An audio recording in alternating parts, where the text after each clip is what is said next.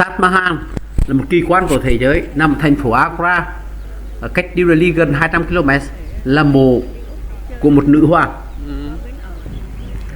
Indira Gate tức là cổng Ấn Độ là gần như một biểu tượng Ấn Độ, nơi kỷ niệm những chiến binh Ấn Độ chết trong chiến tranh thế giới thứ nhất. Đài Hoa Sen Lotus Temple tức là trung tâm của đạo Bahá'í, hay nói là thánh địa của đạo Bahá'í. Và đó là hình ảnh của Ấn Độ.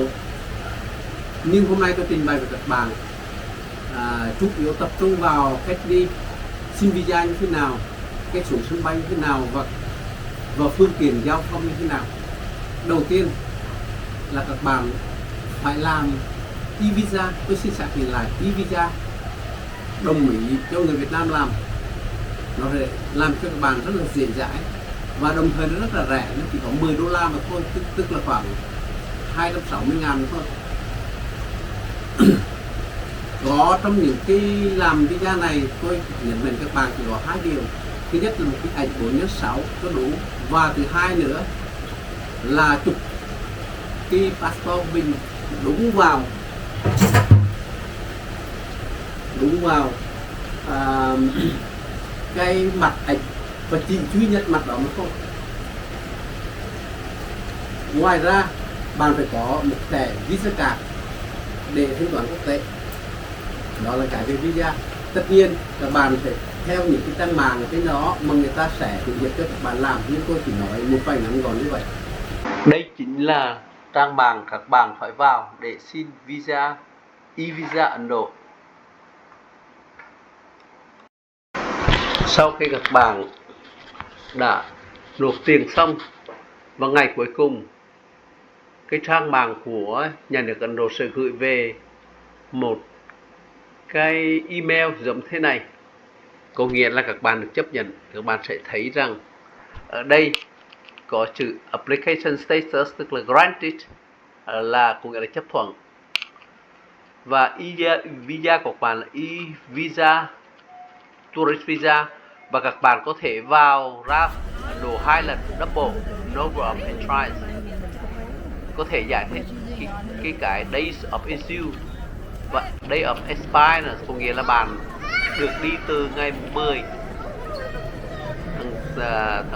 tháng 6 đến ngày 10 tháng 7.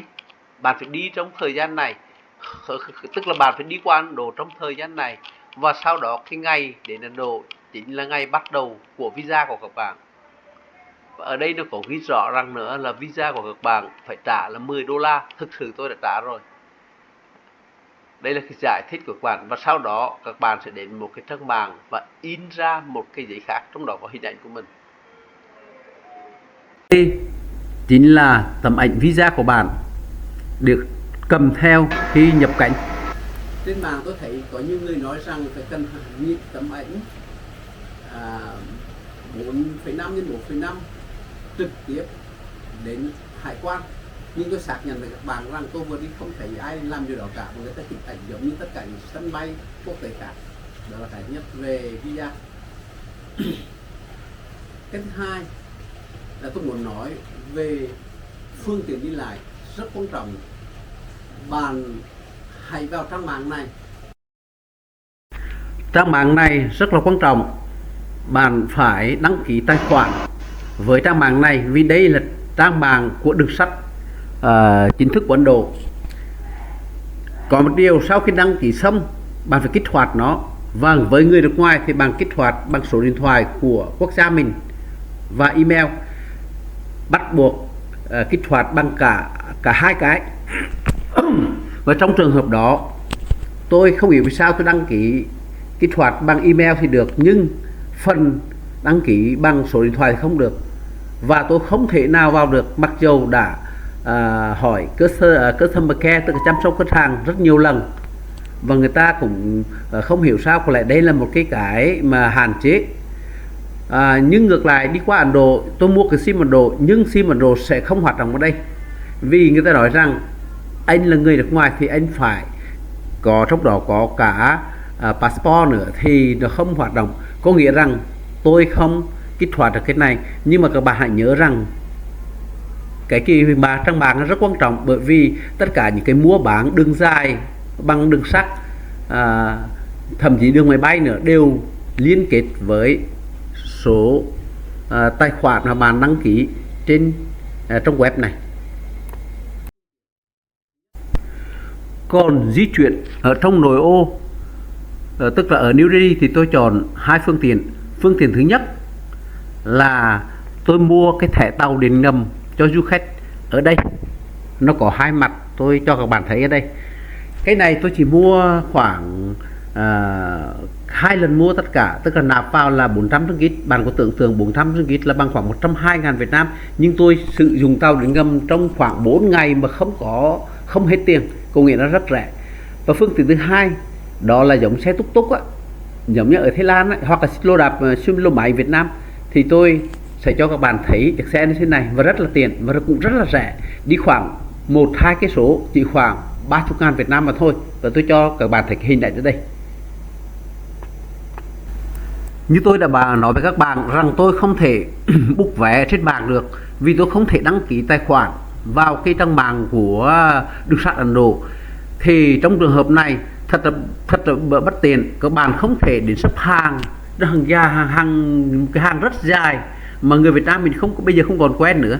Thì các bạn đến trung tâm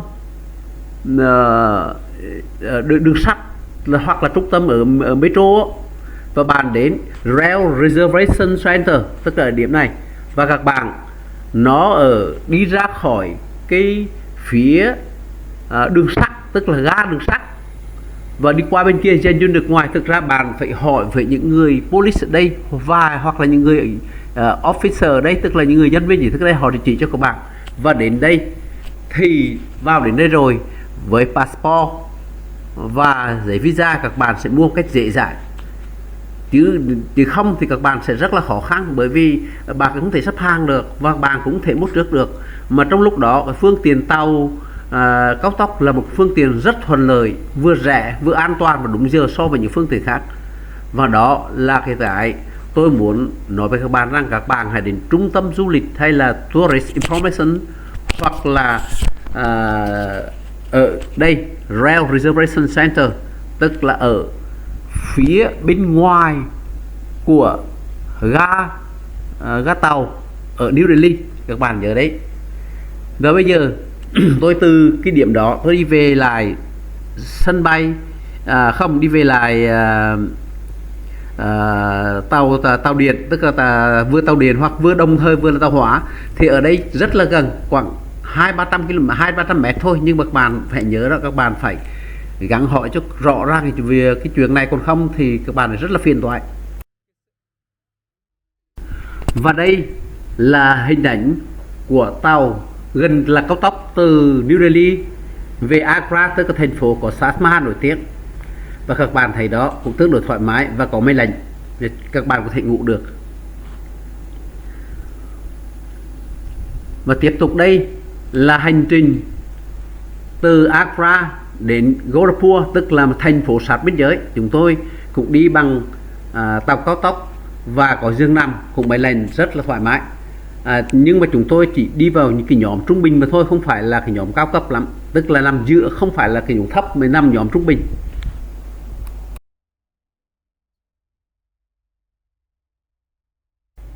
Trên đây tôi là trên bay cách đi Ấn Độ với 2 người lớn tuổi, từ thúc hoàn toàn. Tôi đi bằng Vietjet, bằng visa, e-visa và cả phương tiện công cộng,